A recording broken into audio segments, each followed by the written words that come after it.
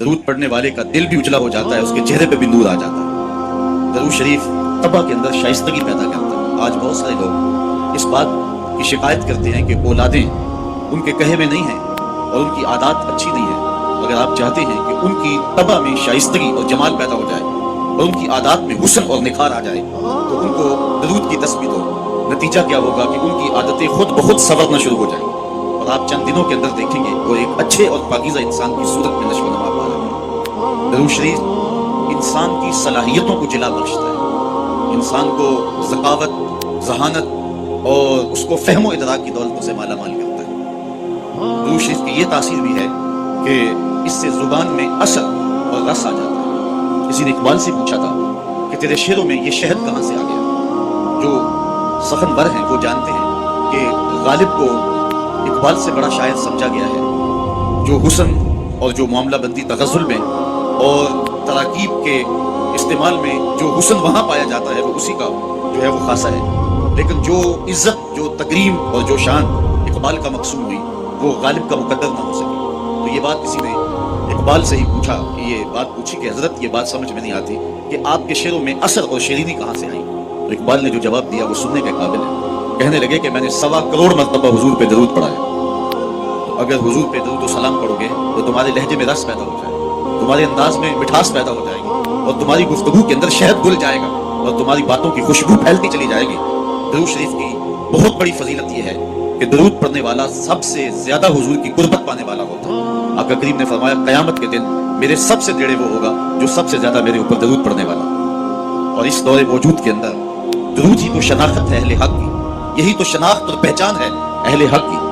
امام سخاوی نے القول البدیع کے اندر لکھا کہ حضرت امام زین العابدین رضی اللہ تعالی عنہ سے کسی نے سوال کیا، حضرت جب کثرت سے ترک اور فرق ہو جائیں گے تو زمانے میں اہل حق کو پہچاننے کا راستہ کیا ہوگا؟ جب ہر شخص اپنی طرف کھینچ رہا ہو اور قرآن و حدیث سے دلائل فراہم کر رہا ہو، ایک عام آدمی تو سمجھ نہیں پاتا کہ حق پہ کون ہے اور باطل پہ کون ہے۔ ہر شخص تو قرآن کی بولی بول رہا ہے، ہر لفظ کی، ہر شخص کی زبان پر تو حدیث رسول کا وظیفہ ہے، اور 72-73 لوگ ایک آدمی کو کھینچ رہے ہیں۔ کبھی آپ نے لاری اڈے میں دیکھا ہے جو کنڈکٹر حال کرتے ہیں سواری کا، ایک بچہ کھینچ کے لے گیا، دوسرا سامان کھینچ کے لے گیا، تیسرے نے خاتون کو بازو سے پکڑا ہے اور اپنی بس کی جانب کھینچ رہا ہے۔ تو بعض خواتین غصے میں آتی ہے، کہتی ہیں ہم نے کہیں بھی نہیں جانا، حالانکہ جانا تو کہیں ہوتا ہے، لیکن اتنے لوگ اپنی جانب اس انداز سے بلا رہے ہوتے ہیں کہ سر چکرا جاتا ہے۔ اس طرح لوگ اپنی اپنی جانب دعوت دے رہے ہیں، آواز دے رہے ہیں، بلا رہے ہیں، مختلف ڈھنگ اور مختلف طریقے۔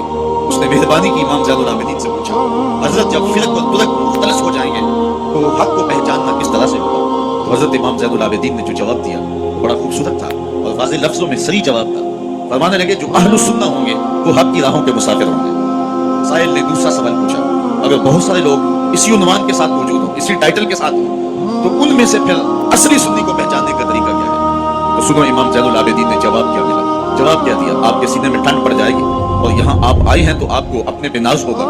حضرت امام زین العابدین فرمانے لگے من علامات اہل سنہ کثرت الصلاۃ علی رسول اللہ صلی اللہ علیہ وسلم، اہل سنت کی علامتوں میں سے ایک نشانی یہ ہے کہ وہ کثرت کے ساتھ حضور پہ درود پڑھنے والے ہوں۔ آج ہمیں بطور تانا کہا جاتا ہے یہ درودیے ہے، میں کہتا ہوں تم تو تانا دیتے ہو، ہم اس کو اپنے لیے تمغہ اعزاز سمجھتے ہیں، کیونکہ درودیہ ہونا اعزاز ہے، ہم درودیے ہیں، بارودیے تو نہیں ہے۔ تو حضور علیہ السلام پر کثرت سے درود و سلام پڑھنا یہ حب رسول کو سینوں میں پیدا کرنے کا مؤثر ترین ذریعہ ہے۔ دوسری بات، اپنی نسل کو، اپنی اولاد کو، آنے والی نسل نو کو حضور علیہ السلام کے فضائل و مناقب اور حضور کی عظمتوں کے باب سکھاؤ تاکہ ان کے سینوں کے اندر حضور علیہ السلام کا پیار پیدا ہو۔ اگر اولاد کو یہ کہا جائے کہ نبی دیوار کے پیچھے بھی نہیں جانتا، تو بتائیے کہ اولاد کے سینے میں نبی کا پیار پیدا ہوگا؟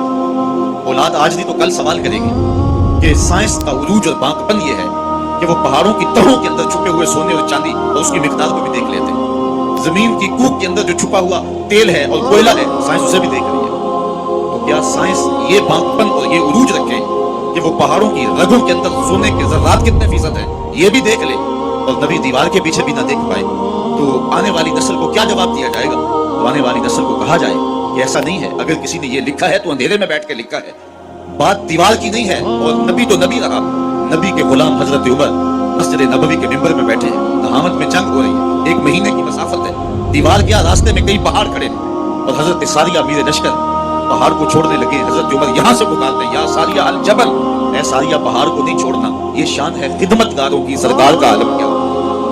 अपनी नई नस्ल को इन हकीकतों से रोशनास करें। आज के जमाने में अगर आप अपनी नस्ल को ये कहें कि नबी किसी चीज का इख्तियार नहीं रखता, तो आज हमसे नस्ल नौ सवाल कर सकती है कि इंसान के इख्तियारात वो करा ताबकरा फैल गए हैं। आज इंसान ने जमीन की तनाबे थाम ली है, सूरज की शुआओं को मुसख्खर कर लिया है, पानियों पे कब्जा जम गया है, एटम का कलेजा चीरा जा चुका है, चांद की छाती रोंदी जा चुकी है, और मरीज के सफर की तैयारियों में है इंसान। इंसान ने पूरी दुनिया को ग्लोबल विलेज बना लिया। आज इंसान का बाकपन, उसके तसल्लुफात और उसकी पहुंच देखने वाली है।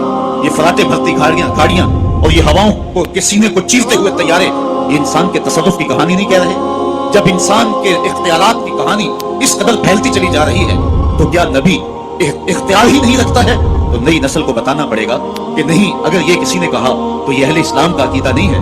नबी के इख्तियार की कहानी तो ये है कि नबी उंगली उठाए चांद के टुकड़े हो जाएं, सूरज पलट के असर के वक्त पे आ जाए, और सड़ियां खजूरा उगा जानता है, और पत्थरा नु कल में पड़ा जानता है, कतरे को समंदर, जर्रे को सितारा करते हैं, कौनैन को खम आ जाता है जब जुल्फ सवारा करते हैं।